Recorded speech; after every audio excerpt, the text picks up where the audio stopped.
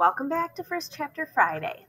This Friday, I have for you a great novel that I read over the summer that is very similar to books like Red, White, and Whole. So if you read that last year, you might like this. Or if you heard of that last year and checked it out. So this one's called Other Words for Home by Jasmine Warga. All right, here's what it says in the back. I am learning how to be sad and happy at the same time. Jude never thought she'd be leaving her beloved older brother and father behind, all the way across the ocean in Syria. But when things in her hometown start becoming volatile, Jude and her mother are sent to live in Cincinnati with relatives. At first, everything in America seems too fast and too loud. The American movies Jude has always loved haven't quite prepared her for starting school in the U.S., and her new label of Middle Eastern, an identity she's never known before. But this life also brings unexpected surprises. There are new friends, a whole new family, and a school musical that Jude just might try out for. Maybe America, too, is a place where Jude can be seen as she really is.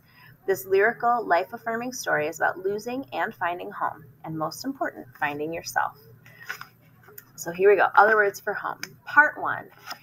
So this book is separated into sections, which other books we've looked at are like that, right? It could be by days of the week, like Save Me the Seat. It could be by time frame. It could be by year, like seasons in the year. I've seen that too. So part 1 is called Changing. Chapter 1. It is almost summer and everywhere smells like fish, except for right down by the sea, where if you hold your nose just right, you can smell the sprawling jasmine and the salt water instead. In the summer, I always hold my nose to avoid the stench of fish and the tourists that smell like hairspray and money and French perfume. The tourists come from Damascus and Aleppo, sometimes even Beirut and Amman. Once I met a man all the way from Doha. I asked him about the big skyscrapers I have heard about that reach all the way up to the heavens, but Baba hushed me quiet before the man could answer me. Baba does not like for me to talk to tourists, strangers, men. He does not want me to talk to anyone that I do not know, and even people that I do know. He always says, Jude, skitty, so I bite my tongue and sometimes taste even worse than the way the summer fish smells. Everyone is saying that there will be fewer visitors from Aleppo this year, that there is no one left in Aleppo to come, that everyone who could leave Aleppo already has. When I ask Mama if this is true, she says, Jude, skitty. Chapter 2. Our city does not look like what they show on TV of Syria.